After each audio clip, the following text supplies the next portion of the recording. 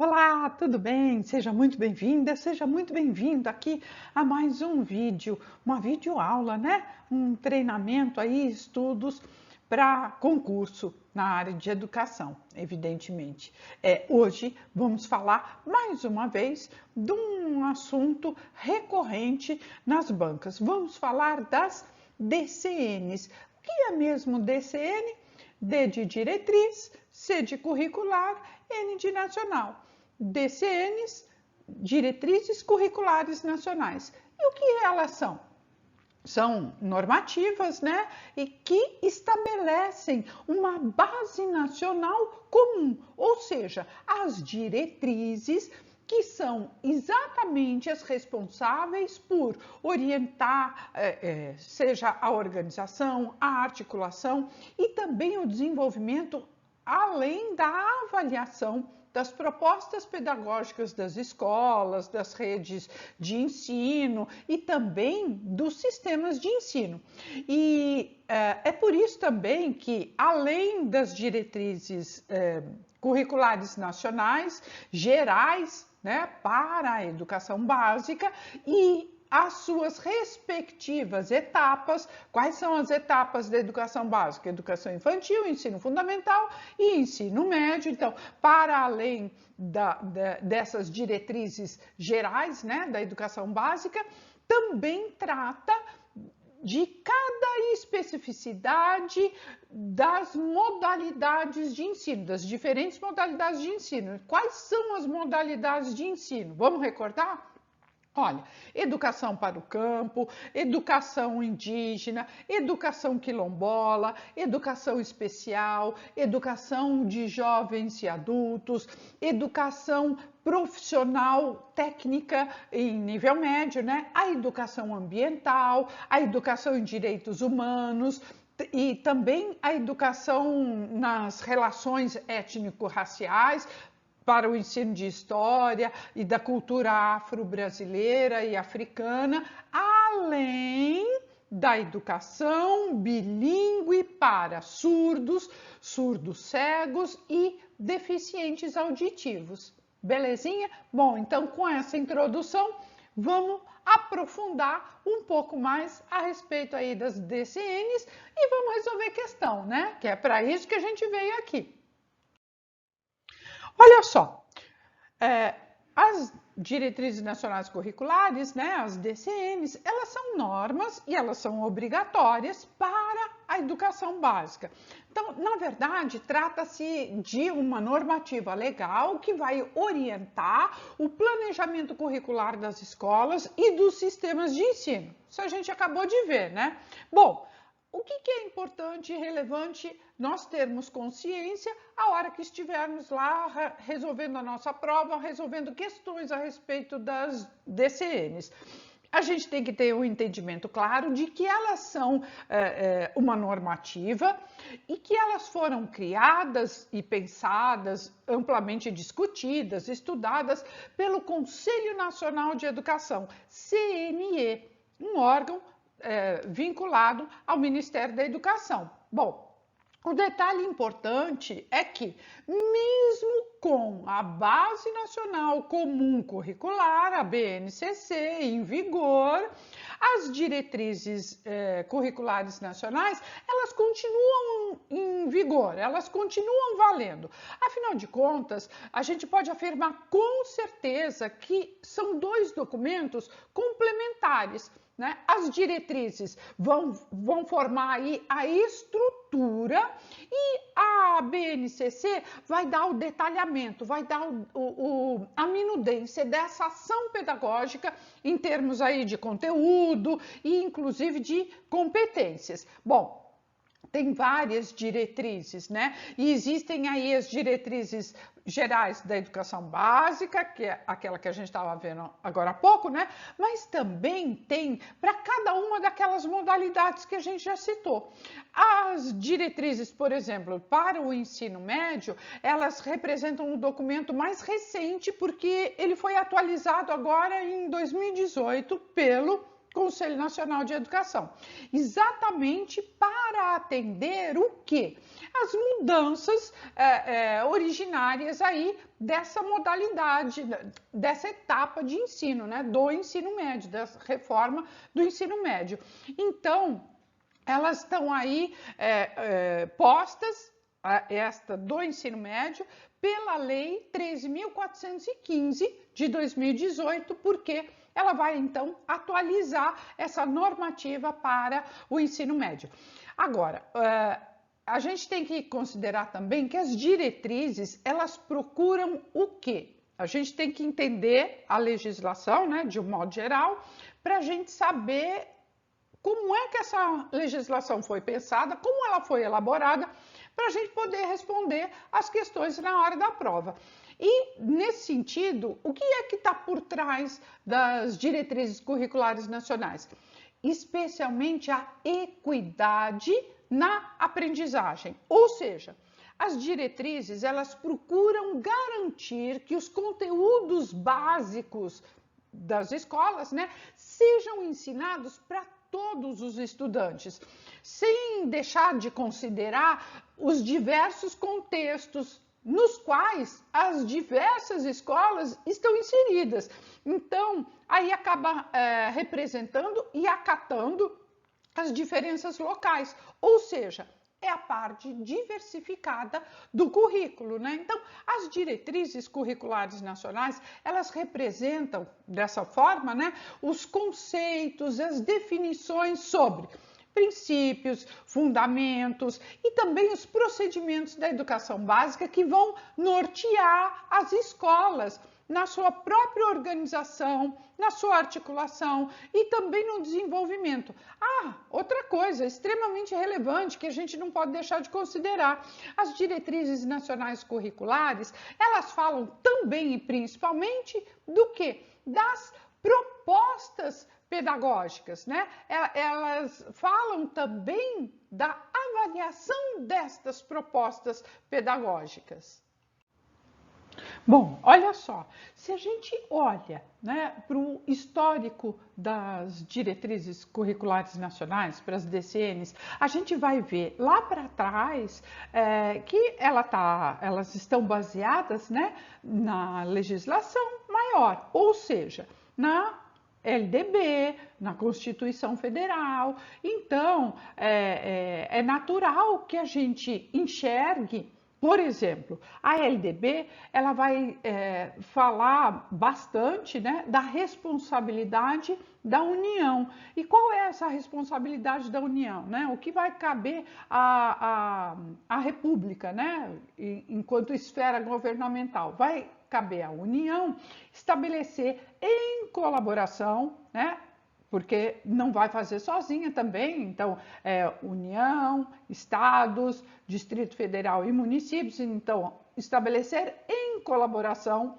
com essas outras esferas, né, Estados, Distrito Federal e municípios, as competências. Olha, detalhe, hein? Competências. Olha só uma palavrinha, né, que é muito utilizada agora na BNCC, mas que já estava sendo tratada lá em 96, 97. Portanto, não é novidade quando a competência entra aí como uma palavra-chave da BNCC. Então, percebe toda essa relação que tem entre toda a legislação educacional? Então, uma coisa está, sim, ligada à outra e vão respeitando aí as hierarquias, né, da legislação, enfim, e vão doutrinando o que tem que ser feito na área da educação. Bom, enfim, então, lá na LDB está bem clara essa responsabilidade da União, Distrito Federal e dos estados e também dos municípios, né, em estabelecer as competências e as diretrizes para a educação infantil, o ensino fundamental e o ensino médio, que vão nortear os currículos das escolas e determinando ali os seus conteúdos mínimos, de modo que garanta-se uma formação básica comum para a educação nacional, né? Bom, de qualquer forma, o que nos importa na hora da prova é a gente saber que as DCNs, elas continuam em vigor, em vigência, junto com a BNCC, sendo que a função da BNCC é especificar quais habilidades e quais competências, né, se espera que os estudantes tenham ano a ano da escolaridade. Tá? Outra coisa extremamente importante é termos aí a consciência de que a BNCC foi elaborada com base nas diretrizes nacionais curriculares. Portanto, um documento não exclui o outro. Justo pelo contrário, né? Eles se complementam, né? Eles atuando em conjunto, eles fornecem várias orientações em diversas frentes para as unidades escolares, para as redes de ensino, para os sistemas de ensino também. Bom, e como se as DCNs fornecessem aí, vamos dizer assim, a estrutura, né? E aí ela fez a estrutura, a base ali, e a BNCC vai preenchendo, vai recheando esta estrutura que foi fornecida aí pela BNCC, pelas DCNs. Então, é como se a DCN estabelecesse a base, né, a estrutura, e a BNCC, ela vai recheando essa estrutura. Mas vai rechear aí com brigadeiro gourmet? Com beijinho? Não, né? Claro que não. Ia ser muito bom, né? Eu ia adorar. Mas esse tipo de recheio não cabe aqui numa base estruturada pelas diretrizes nacionais curriculares. Agora, esse recheio, ele é primordial, ele é muito importante, porque é o essencial que tem que ser ensinado nas escolas. Então, é assim que toda essa normativa, toda essa legislação vai se complementar. Uma oferece a base, a outra oferece o recheio, né? Então, resumo da ópera. As diretrizes e as bases são documentos obrigatórios e eles devem ser acatados, respeitados por todas as escolas, tanto da rede pública quanto da rede particular. Evidentemente, haverá aí algum item que não vai se aplicar à rede particular, mas isso é um mero detalhe e a gente vai ver logo mais à frente. Bom, as diretrizes curriculares, portanto, né, as DCNs, qual é a intenção delas? Elas querem preservar essa questão da autonomia da escola e da proposta pedagógica. Ela vai incentivar, sim, as instituições a montar o seu currículo e vão aí fazer o quê? Recortar dentro de cada área de conhecimento os conteúdos que vai ser conveniente, né, para se estabelecer ali uma formação, uma base de competências que são explicitadas nas diretrizes curriculares nacionais. Bom, é assim que as escolas precisam considerar o perfil dos estudantes que estão na própria escola, né? A região na qual elas estão inseridas, né? E outros aspectos locais que sejam relevantes e que vão interferir e influenciar ali naquela unidade escolar. Bom, até agora, nós vimos aí as DCNs em relação à BNCC, certo? Bom, e as DCNs em relação aos PCNs, Parâmetros Curriculares Nacionais? Quais são aí essas relações que tem entre as diretrizes e os parâmetros? Bom, vamos fazer um esforço aí de memória, vamos puxar aí pela memória, né, pela história. Sim, vamos, porque a história nos faz entender o presente e também analisarmos possibilidades futuras. Então, olha só, afinal de contas, não tem aquele ditado que diz que recordar é viver? Então, vamos lá para o túnel do tempo, vamos dar uma passadinha lá no passado. Bom, lá para trás, os parâmetros curriculares nacionais, eles eram norteadores. Aliás, eles são, porque eles ainda estão em vigor, ninguém derrubou ainda os parâmetros curriculares nacionais, eles continuam em vigor, ok? Nenhum documento posterior falou, olha, e estão revogadas as orientações dos parâmetros. Não, justo pelo contrário, eles vão também reafirmando e ampliando. De qualquer maneira, os parâmetros curriculares também estão em vigor, mas o que é importante a gente saber? Que os parâmetros, eles separam as diretrizes, né, as orientações, os parâmetros dos currículos são separados por disciplina, por conteúdo, componente curricular. E eles foram elaborados lá pela esfera do governo federal, mas eles não são obrigatórios por lei. Eles não têm uma normativa legal que os obriga a estar em vigor, ok? Eles são parâmetros, ou seja, eles dão um norte, mas eles não são obrigatórios de serem seguidos, mas eles vão subsidiar e orientar a elaboração e até mesmo a revisão curricular das escolas, dos sistemas e das redes de ensino. De qualquer maneira, o que é importante a gente saber disso?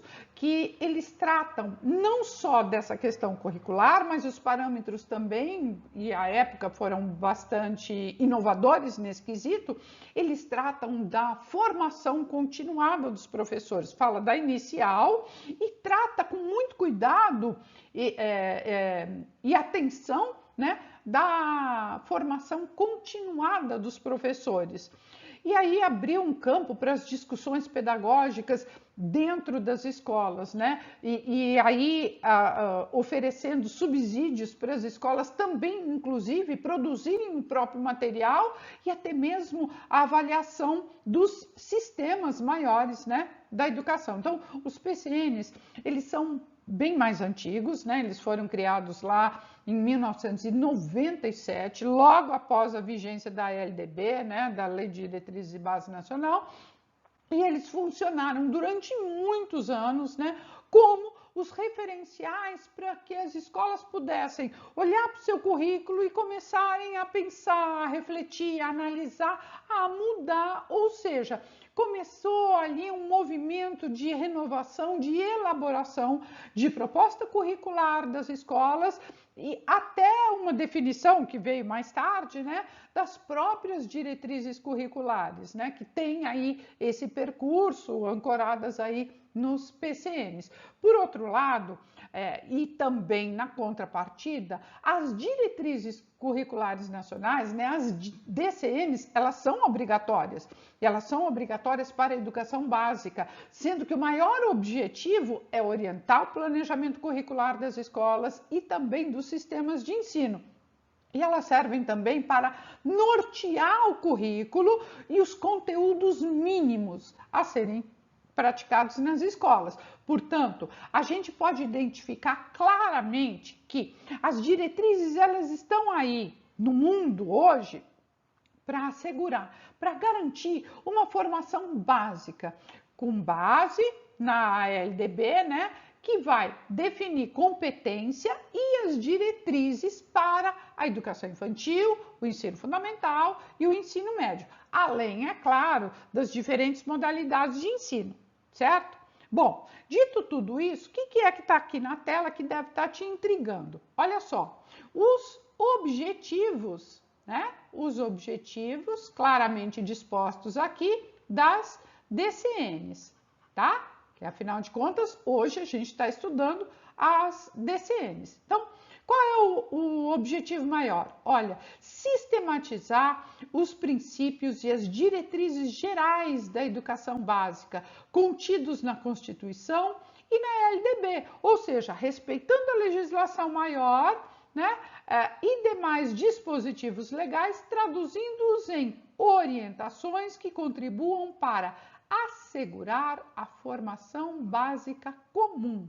Tá? Então, o grande objetivo é isso, é sistematizar esses princípios e essas diretrizes, oferecendo ali uma contribuição para essa base, para essa formação básica comum, né? Tendo como foco o quê? O estudante, né? Os sujeitos que vão dar vida ao currículo e à escola. E a hora que ele trata aqui, né, dos sujeitos, não é só do estudante. Evidentemente, o foco é o estudante, né? A escola gira em torno do estudante. Entretanto, professores e gestores também são partícipes dessa gestão dessa escola, da gestão do currículo. Portanto, todos os sujeitos, né, com foco em todos esses sujeitos que vão dar vida ao currículo e à escola. Outro objetivo, além de sistematizar, estimular o quê? A reflexão crítica e propositiva que deve subsidiar a formulação, a execução e a avaliação do quê? Um documento primordial dentro das escolas. PPP, Projeto Político Pedagógico da Escola da Educação Básica. Então, o projeto político pedagógico da escola vai ser subsidiado pelas diretrizes curriculares nacionais. E também, outro objetivo primordial, orientar os cursos de formação inicial e continuada.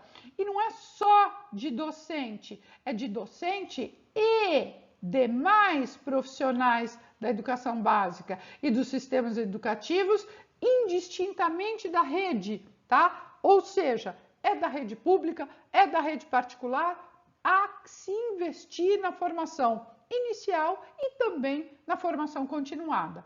Bom, de qualquer maneira, olha só, as diretrizes curriculares nacionais para etapas, né, que a gente já viu, educação infantil, ensino fundamental e ensino médio, e modalidades da educação básica devem evidenciar o seu papel de indicador de opções políticas, sociais, culturais, educacionais e a função da educação.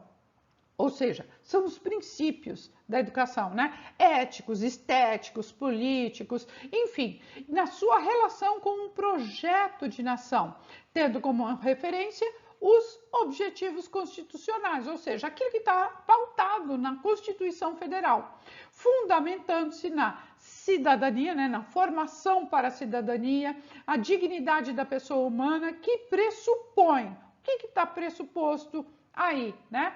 Liberdade, igualdade, né? Liberdade, pluralidade, diversidade, respeito, justiça social, solidariedade e sustentabilidade. Você lembra que a gente falou agora há pouquinho que as DCNs falam de avaliação? Olha só, trata realmente de avaliação. E do ponto de vista teórico, muitas são as formulações que falam de avaliação. Sendo que no ambiente educacional, ela compreende 3 dimensões básicas. Isso aqui é a cara das bancas solicitarem. E eu já vi várias questões que pedem exatamente esse aspecto, né? Essas dimensões da avaliação dentro das diretrizes curriculares nacionais. Olha só, primeira dimensão, avaliação da aprendizagem. E quando a gente fala da aprendizagem, não é a avaliação do ensino, é da aprendizagem. É aquilo que o estudante aproveitou, é aquilo que o estudante aprendeu. Tá? Avaliação institucional, seja ela interna ou externa, tá? Então, é uma avaliação da instituição, escola, e avaliação das redes de educação básica, ou seja, das diversas redes de ensino. Né? Então, as diretrizes curriculares nacionais, elas explicitam, sim, a concepção de educação, e essa concepção de educação é que vai aí fundamentar as dimensões da avaliação. Então, é isso que está por trás dessas 3 dimensões da avaliação. E, evidentemente, vai disciplinar também o quê? As estratégias para se atingir ou para se utilizar pelas escolas, né? Evidentemente, como as DCNs igualmente disciplinam a elaboração do PPP e dos RIs. Sabe o que é RI? PPP você já sabe o que é, né? Projeto Político Pedagógico. E RI, você sabe o que é? Regimento interno. As DCNs também falam sobre o regimento interno das escolas. E tudo isso vai embasar a filosofia dessa avaliação, que vai tratar aí nessas 3 dimensões que tem que estar previstas no PPP e também, evidentemente, nos regimentos internos. Exatamente para quê? Para nortear essas relações entre a gestão escolar, o professor, o estudante, o conhecimento, a sociedade, enfim, aonde é que essa escola está situada. Então, se desse para a gente segmentar esse pensamento, a gente poderia entender, por exemplo, assim, que de fato, no dia a dia, né, ali no cotidiano da escola, a avaliação da aprendizagem tem como pano de fundo as habilidades, os conhecimentos, os princípios, os valores que estão em consonância com os princípios e com os valores definidos para a educação, né? Para a educação básica, nacional, enfim, para cada uma lá das etapas, das modalidades, né? Agora, a avaliação institucional, né? Então, a avaliação da aprendizagem, aqui você pode considerar, né, as habilidades, conhecimentos, né? Competências, enfim. Agora, quando a gente fala da institucional, a gente tem que entender que elas devem acontecer uma vez por ano. Então, a avaliação institucional ela vai acontecer uma vez por ano, no mínimo, né? Exatamente para que haja tempo e condições para haver uma revisão dos objetivos, das metas, e essa avaliação ela tem que ser feita a várias mãos, com diversos segmentos aí da comunidade educativa, né, de um modo geral. Ela pode ser a interna, que é dessa forma, né, com essa comunidade escolar. Agora, ela pode ser também externa. Quando ela diz externa, o próprio nome já está dizendo, né? É de fora. Ela é feita e elaborada por órgãos superiores. E aí elas vão compor, além da avaliação, elas vão compor também o quê? Pesquisa socioeconômica, o perfil, enfim, e as provas, né? Então, quer um exemplo de avaliação institucional externa?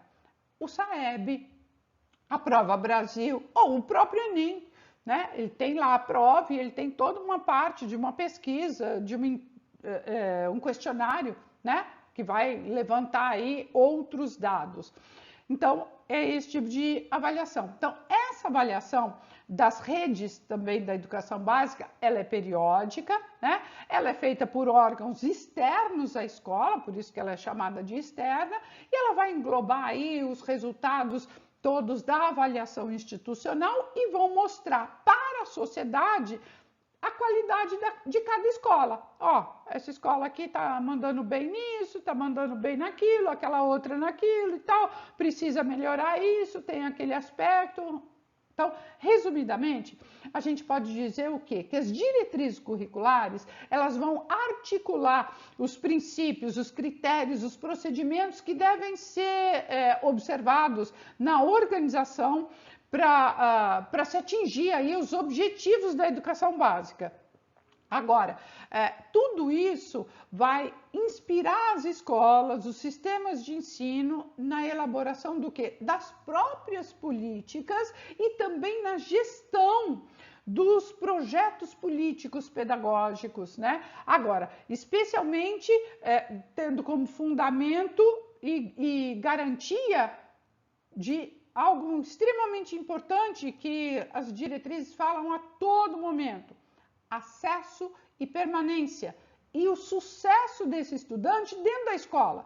Porque quando fala em permanência, é isso, é permanecer na escola com sucesso, com garantia de que esse estudante vá aprender, né? É um direito à aprendizagem. Então, é para garantir aí que essa educação tenha uma qualidade social e que contribua definitivamente para a construção de uma sociedade que seja mais justa, democrática e inclusiva. Então, com esses fundamentos todos, as DCNs estão aí para nos orientar. Bom, vamos falar agora um pouco dos princípios das DCNs, né? Então, olha só, a educação é responsabilidade do poder público, da família e da sociedade, né? E da escola, evidentemente, né? Com os princípios, ou seja, a educação no nosso país não é só responsabilidade de uma esfera ou de um segmento, é responsabilidade de todos, tá? Então, olha só. Quais são os princípios das diretrizes nacionais curriculares que vão aí embasar todas a outra normativa, né? Primeiro, igualdade de condições para o acesso, inclusão, permanência e sucesso na escola, que é o que a gente estava acabando de falar. Não basta garantir a vaga, não basta garantir que o estudante esteja do lado de dentro dos muros da escola, mas que ele permaneça e permaneça com sucesso, ou seja, aprendendo. Essa escola tem que ter qualidade, tá? Liberdade de aprender, ensinar, pesquisar e divulgar a cultura, o pensamento, a arte e o saber. Pluralismo de ideias, concepções pedagógicas. Respeito à liberdade e aos direitos, coexistência de instituições públicas e privadas de ensino, gratuidade do ensino público em estabelecimentos oficiais, não se pode cobrar nada, nem a PM, tá?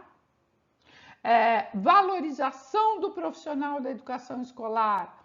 E a gente não valoriza só com remuneração. Evidentemente, a remuneração faz muita diferença na valorização do profissional da educação, mas a capacitação, a formação continuada também valoriza esse mesmo profissional. Gestão democrática, do ensino público, na forma da legislação e das normas dos respectivos sistemas de ensino.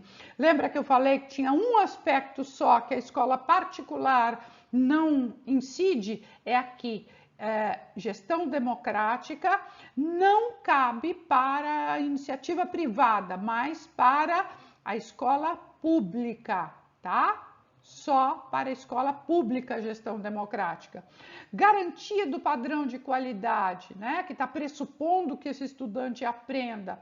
Valorização da experiência extraescolar, ou seja, aquilo que esse estudante traz de vivência, traz de experiência, traz da casa, da comunidade, da cultura, e tem que ser valorizado dentro da escola. A vinculação entre a educação escolar, o trabalho e as práticas sociais, ou seja, a escola não é uma ilha de excelência fora da sociedade ou fora da conjuntura do mundo. Ela está dentro da sociedade, ela está no mundo e tem que atuar em consonância. Não dá para a gente trabalhar coisas dentro da escola que sejam completamente desconectadas do mundo lá fora. Então, se a gente parar para pensar, as diretrizes curriculares nacionais, elas têm aí um olhar especial para quê? Para essa gestão democrática.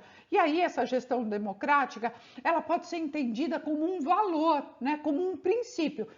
Lembrando, é para a escola pública, tá? Como um princípio, como um valor que vai orientar todos os processos e os procedimentos administrativos e também os pedagógicos, né? Porque na elaboração do PPP a gente sabe que tem tanto questões administrativas quanto pedagógicos. E é aí que vai ganhar destaque exatamente a própria elaboração, né? Do projeto político-pedagógico e também do regimento escolar, porque são documentos que, por exemplo, o PPP está previsto na LDB e previsto como não é só mais um documento, né? Mas é uma ferramenta, é um caminho, é um meio que vai viabilizar a gestão democrática, né? Uma escola participativa, uma escola autônoma, e que essa escola tem aí qualidade social, né? Lógico. Você sabe que a autonomia das escolas pressupõe liberdade. E essa liberdade é relativa, né? Afinal de contas, a gente não tem liberdade total e absoluta, né? E a capacidade de decisão a partir, a escola vai ter, né, uma capacidade de decisão, ela vai poder adotar determinadas medidas de acordo com a regra vigente, de acordo com a legislação vigente. Ou seja, qualquer autonomia vai ser sempre relativa, né? A gente não tem uma autonomia irrestrita. Mas o que nos interessa é que a gente precisa saber que essa possibilidade existe e ela se materializa no exercício dessa autonomia, quer seja administrativa, quer seja pedagógica, pela capacidade da gestão democrática e participativa. Agora, a autonomia da escola numa sociedade democrática é, sobretudo, atenção ao artigo 3º da LDB, que tem vários princípios, né? São 14, que, por sua vez, são princípios que derivam lá da Constituição Federal, né? Tem uma origem lá na Constituição, na Carta Magna. Já o regimento, né, o RI, o regimento interno, ele também está anunciado na LDB, mas lá para frente, no artigo 45, lá no parágrafo único, ele vai, do artigo 45, né, vai disciplinar que o regimento escolar é um documento que trata da natureza e da finalidade da escola, dessa relação aí da gestão democrática com os órgãos colegiados, né, com os demais órgãos colegiados, conselho de escola, conselho pedagógico, grêmio estudantil, associação de pais, enfim, essas atribuições e os órgãos colegiados, né, e os diferentes atores desse colegiado todo, né? E vai tratar também das normas pedagógicas, incluindo aí critério de acesso, de ingresso na escola, de promoção, de mobilidade ali do estudante, se pode ter aí uma organização por ciclo, por série, regime de dependência, né, de progressão parcial, enfim, vai falar aí também dos direitos e dos deveres, tanto dos estudantes quanto dos professores, dos funcionários, dos gestores e também dos responsáveis, né, enfim, também da representação estudantil. Agora, além de tudo isso, né, ainda tem as outras funções. Quais são? Das instâncias colegiadas, que a gente vai treinar e aperfeiçoar um pouquinho mais, resolvendo questão. Bora lá resolver? Bom, enquanto você vai lendo aí a questão, deixa eu trocar aqui uma caneta, a cor, né, a ponta avermelhada.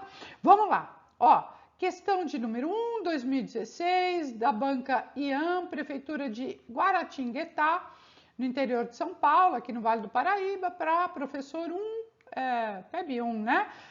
Educação infantil. Segundo o parecer 4 do Conselho Nacional de Educação, Câmara de Educação Básica de 98, as escolas deverão estabelecer como norteadores das suas ações pedagógicas: 1. Os princípios éticos da autonomia, responsabilidade, solidariedade e do respeito ao bem comum. Os princípios políticos dos direitos e deveres da cidadania, do exercício da criticidade, do respeito à ordem democrática. 3. Os princípios estéticos da sensibilidade, da criatividade, mas não da diversidade de manifestações artísticas e culturais. Estão corretas 1 e 2, 1 e 3, 2 e 3, 1, 2 e 3. Vamos lá. Bom, evidentemente, a gente já identificou aqui um item estranho, né? Mas não da diversidade, né? Então, a gente já identificou logo de cara, só lendo, que a frase 3 não está correta, né? Mas vamos lá, vamos pensar. O artigo 3º da resolução, né, do parecer 4 de 98, que estabelece as diretrizes curriculares nacionais para o ensino fundamental, né? Ela fala o quê? Que as escolas deverão estabelecer como norteadores das suas ações pedagógicas os princípios éticos da autonomia, da responsabilidade, da solidariedade e do respeito ao bem comum. Perfeito. Então, A1 a gente sabe que está ok. Tá? B, 2, né? Os princípios dos direitos e deveres da cidadania, do exercício da criticidade, do respeito à ordem democrática. Perfeito. São os princípios políticos, né? Lembra que a gente falou dos estéticos, políticos e éticos, né? E dos estéticos, né? O que está falando aqui dos princípios estéticos? Princípios estéticos, gente, não tem a ver com princípios de beleza. Estética não tem relação direta com a beleza, porque a beleza é muito subjetivo. O que é belo para mim não é belo para você e vice-versa, ok? E o que é belo para mim numa época, depois pode não ser mais, eu posso ter enjoado daquilo, enfim. O belo não tem a ver com o estético. O estético tem a ver com a sensibilidade. O estético tem a ver com a criatividade. O estético tem a ver com a diversidade, né, de possibilidades diversas e variadas de manifestações artísticas, culturais, enfim, é com essa pluralidade que, graças a Deus, nós temos aqui no nosso país. Agora, quando ela fala, mas não da diversidade, ela invalida essa questão. Portanto, se a 1 está correta e a 2 está correta, só pode ser nossa alternativa A, né? A alternativa A de 1 e 2 estão plenamente corretas. Vamos lá, mais uma? 2. 2022, PS Concursos, Prefeitura de Sombrio, Santa Catarina, Auxiliar de Educação Infantil. Vamos lá. Segundo as diretrizes curriculares nacionais para a educação básica, no artigo 46, a avaliação escolar compreende 3 dimensões básicas. São elas. A gente já viu as 3 dimensões da avaliação, né? Vamos agora identificar aonde é que estão aqui nas nossas alternativas. A, avaliação da aprendizagem, perfeito. Avaliação institucional interna e externa, perfeito. Avaliação de redes da educação básica, perfeito. Ao que tudo indica, a nossa alternativa é a A. Mas vamos ver as outras. Avaliação do conteúdo. Não, gente. Avaliação de conteúdo, não. Tá fora. Veja que a banca coloca como avaliação de conteúdo, por quê? Para pegar o professor. Pegar o professor desavisado, pegar o professor distraído, pegar o professor que não estudou as diretrizes curriculares nacionais, que não fala em nenhum momento em avaliar conteúdo. Conteúdo, ele faz parte da avaliação, porque é por meio do conteúdo que o professor consegue avaliar se o estudante aprendeu ou não. Mas nas diretrizes curriculares nacionais não está prevista a avaliação de conteúdo. Isso não existe. Como é que eu vou avaliar o conteúdo? Né? Não será pelo estudante, né? Avaliação institucional interna e externa, avaliação de redes, o resto estava correto, a avaliação de conteúdo aqui não. Avaliação de aprendizagem, sim. Avaliação institucional interna, está faltando a externa. Avaliação de redes de educação infantil, só de educação infantil, também não, né? Aqui faltou a externa e aqui não é só da educação infantil, mas de toda a educação básica. Avaliação de conteúdos, a gente já sabe que não é, não precisamos nem terminar de ler. Avaliação da aprendizagem, sim. Avaliação institucional interna e externa, beleza. Avaliação de redes do ensino fundamental, só do ensino fundamental, também não. Portanto, nossa alternativa correta é mesmo a alternativa A é esta mesmo que está certa. Não é mesmo? Essa estava fácil também, né? Vamos lá, mais uma. 3, 2022, FEPESE, Prefeitura de Iguatambu, Santa Catarina, professor de educação infantil. Vamos lá. A organização do trabalho pedagógico é a ação ou processo de planejar e estruturar intencionalmente a prática educativa dos professores, gestores e outros agentes envolvidos no PPP, né, no Projeto Político Pedagógico, das instituições de educação infantil, reconhecida oficialmente no Brasil como primeira etapa da educação básica. Até aí, beleza. O trabalho pedagógico trata-se de uma ação fundamental que norteia a construção, organização e avaliação contínua do trabalho educativo em creches e pré-escolas, definindo. Bom, vamos analisar cada uma dessas frases? Antes, vamos pensar aqui. Olha só, me responda antes de pensar e antes de definir aí quais são as características do PPP, né? Fala aí para mim, o que tem que ter um PPP? Isso mesmo, tenho certeza que você falou que sim, o PPP é um documento de identidade da escola. Eu costumo dizer que ele é o RG da escola, ele é o DNA da escola, cada escola tem o seu, né? Ele é flexível, o PPP não pode ser um documento engessado, rígido e fixo, ele tem que ser discutido, ele tem que ser atualizado a qualquer tempo, não cabe a avaliação só anual, como as orientações que falam, né? As normativas que falam que, olha, tem que se revisitar o PPP pelo menos uma vez por ano, mas a qualquer momento é possível haver, sim, revisita, alteração, ajuste. Afinal de contas, é um documento vivo, né? É um documento que participa ali daquela dinâmica da escola. Então, ele prevê também, né, a participação, a coletividade, o compartilhamento, essa questão da horizontalidade e vai falar também da heterogeneidade, né? Dessa diversidade toda que compõe as unidades escolares. Agora, quem que é uma autora que fala bastante de PPP, que fala bastante de projeto político pedagógico? Isso mesmo.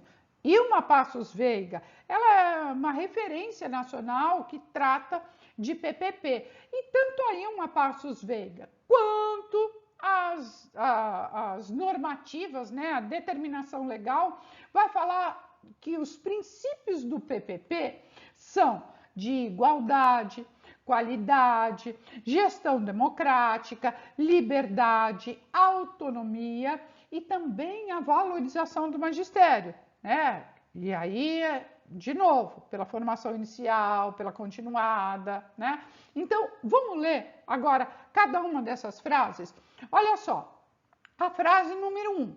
Os princípios e fundamentos a serem considerados pelos diferentes sujeitos da atuação com as crianças nos diferentes espaços da instituição. Bom, o PPP, ele dá aí as diretrizes de toda a organização do trabalho pedagógico, né? Bom, a frase 2, o que ela fala? A estrutura das relações, dimensões do trabalho a ser desenvolvidos e em desenvolvimento. Então, a gente tem que o PPP, ele pode ser revisto e modificado sempre que necessário, certo? Bom, frase 3, a ordenação e a articulação dos procedimentos. E a gente entende que o PPP é um documento de identidade da escola, né, no qual vão ter ali as características daquela escola e também as práticas pedagógicas que estão em vigor ali e serão, inclusive, produzidas, né, e materiais produzidos e metodologias, enfim, desenvolvidos ali naquela escola. A frase 4, olha só, a racionalidade no uso dos recursos humanos, materiais e financeiros. A gente pode entender que o PPP deve ter uma previsão dos aspectos pedagógicos, né? E também referência a outros recursos, recursos humanos, recursos materiais, recursos financeiros também. Por fim, a frase 5, né? A relação com as famílias e com a comunidade. bem como a coordenação e avaliação aí das ações todas, né, que são desenvolvidas, considerando a consecução dos objetivos e finalidades educativas específicas da educação das crianças de 0 a 5 anos. A gente pode intuir o que dessa frase 5? Que a partir da participação da comunidade escolar, né, todos poderão contribuir de uma forma ativa com a escola, devendo aí ser considerados os objetivos e as finalidades educativas. Agora, por que o enunciado falou da educação infantil? O item 5, né, a frase 5 aí, então, mencionou essa faixa etária, né, do 0 aos 5 anos. Então, vamos lá. Todas essas frases, a gente viu, elas estão corretas, né? Elas estão contemplam plenamente o que a gente já viu até agora das DCNs. Se todas estão contemplando aí plenamente, vamos ver, corretas apenas a 2 e 4, não, 1, 3 e 5, não, 1, 2, 3 e 4, não, 2, 3, não. A nossa alternativa correta, a alternativa E, estão corretas as afirmativas 1, 2, 3, 4 e 5. Belezinha? Tudo certinho? Sabia que você tinha acertado. Vamos lá? Temos mais algumas, mais duas para responder. Essa e mais uma. Vamos lá. 4, 2022, FEPESE, Prefeitura de Iguatambu, Santa Catarina, professor de educação infantil. Olha só. Analise as afirmativas abaixo a respeito da resolução 4 de 2010, diretrizes curriculares gerais para a educação básica. A transversalidade é entendida como uma forma de organizar o trabalho didático-pedagógico, em que temas e eixos temáticos são integrados às disciplinas e às áreas ditas convencionais, de forma a estarem presentes em todas elas. Perfeito, a transversalidade é sim, vamos dizer assim, até uma palavra-chave das diretrizes curriculares, né? Porque fala aí que a gente tem que trabalhar na transversalidade, ou seja, os assuntos têm que perpassar quaisquer conhecimentos, portanto, quaisquer áreas de abrangência. 2. A interdisciplinaridade refere-se à dimensão didático-pedagógico. Não. E a transversalidade, a abordagem epistemológica dos objetos de conhecimento. Não. Isso aqui está trocado, tá? A interdisciplinaridade fala da abordagem epistemológica dos objetos, né, de conhecimento, e a transversalidade é que fala da dimensão didático-pedagógica. Então, a 2 a gente sabe que não está correta, a 1 tá, e 3, a transversalidade difere da interdisciplinaridade. Perfeito, transversalidade é uma coisa, né, que ela vai perpassar aí áreas de conhecimento, conteúdos, enfim. E a interdisciplinaridade é diferente porque ela ela tem a ver com questões da sua área, do seu conteúdo específico, junto com outros, tá?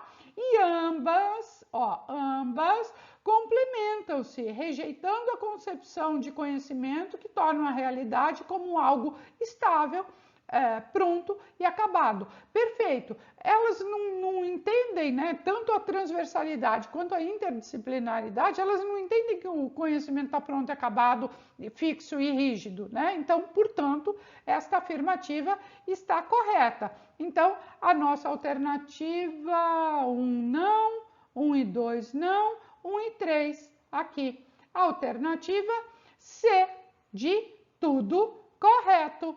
Tudo certo, né? Como 2 e 2 são 4. Afinal de contas, se a gente parar para pensar e pegar o texto, né, da resolução, e do parecer que determinam aí as diretrizes curriculares nacionais, lá no artigo 13, ela vai falar num determinado parágrafo que a transversalidade é esse jeito, né, de perpassar, ou seja, é uma maneira de organização do trabalho didático pedagógico, né, e que vai trabalhar aí por eixos, por assuntos, e isso vai estar ligado às disciplinas, mas também às áreas, né, e vai perpassar a vários conhecimentos.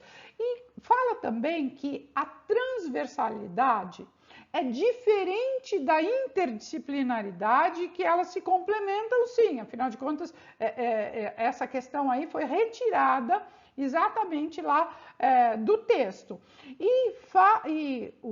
Esse artigo ainda fala mais, ele fala que a transversalidade está ligada diretamente as questões de ordem didático-pedagógico e a interdisciplinaridade, por sua vez, as questões epistemológicas dos objetos de conhecimento, porque ela vai ligar uma disciplina à outra. Então, a interdisciplinaridade eu vou trabalhar com disciplinas diferenciadas, mas a ligação é o estudante quem faz. Então, a transversalidade é uma proposta, é uma orientação didático-pedagógico. Agora, a interdisciplinaridade, por exemplo, sou eu que vou fazer a ligação entre química e língua portuguesa, entre química e matemática, arte e história, enfim, é uma questão, vamos dizer assim, de um foro mais íntimo de cada conhecimento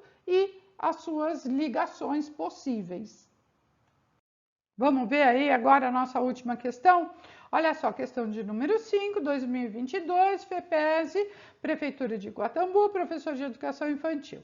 Ó, as diretrizes curriculares nacionais específicas para as etapas e modalidades da educação básica devem evidenciar o seu papel de indicador de opções políticas, sociais, culturais e educacionais em função da escola e a sua relação com um projeto de nação, tendo como referência os objetivos constitucionais, fundamentando-se na cidadania e na dignidade da pessoa, que pressupõe, entre outros, igualdade, perfeito, fraternidade, fraternidade não, né, gente? Liberdade, ok, pluralidade, ok, moralidade, não, né? Olha só,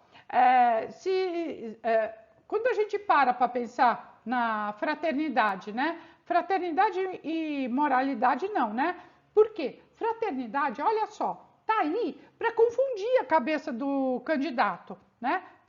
É pegadinha mesmo, né? Você pode até dizer que é pegadinha, porque uma pessoa que não tenha lido as diretrizes curriculares nacionais, que não tenha assistido essa aula, que não tenha se ligado, né? Tá aí para quê? Para confundir. E confundir mesmo com o lema da Revolução Francesa, que é liberdade, igualdade e fraternidade, e que consta inclusive na Constituição Francesa. Mas aqui no Brasil, séculos e séculos depois, a fraternidade não é objeto nem objetivo das diretrizes curriculares nacionais. E então, afinal de contas, olha só, a gente não sabe que moral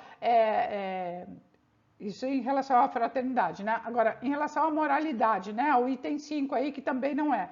Por quê? Olha só, a gente sabe que moral diz respeito a uma norma de conduta social, né? Ela tem a ver com a questão de certo ou errado em determinada sociedade. Afinal de contas, não é à toa que a gente conhece aquele ditado, né, que diz fulano atentou contra a moral e os bons costumes, né? Então, no sentido de que há uma norma de conduta ali naquela localidade, né?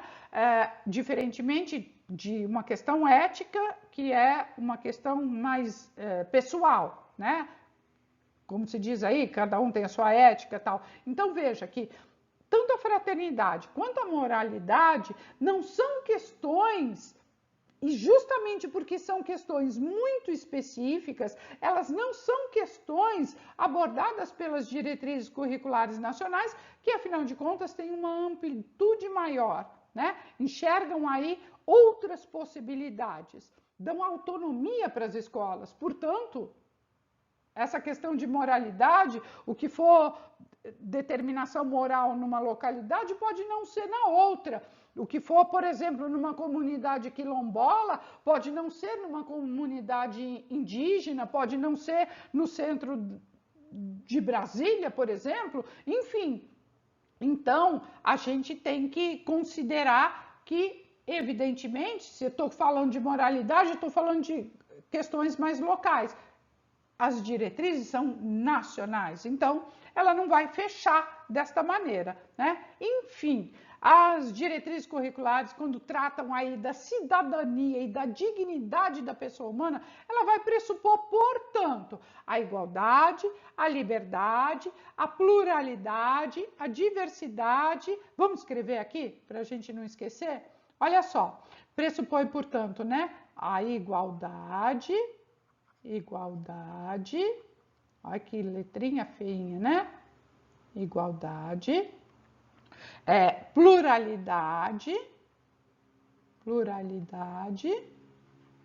diversidade, respeito, justiça social, isso aí é um U, hein? Justiça social, solidariedade e sustentabilidade. Portanto, a nossa alternativa, tirando a fraternidade e tirando a moralidade, estando certos 3 e 4, 3 e 4, é nossa alternativa letra B, correto? Vamos lá, ó, alternativa B de bora lá estudar mais. Bom, vamos ficar por aqui hoje. Convido você, se estiver vendo esse vídeo, visitando aqui o canal pelas primeiras vezes, se inscreva no canal, isso faz o canal crescer. Outra coisa que faz o canal crescer é você dar o seu joinha, se você curtiu, se você gostou, se você aproveitou.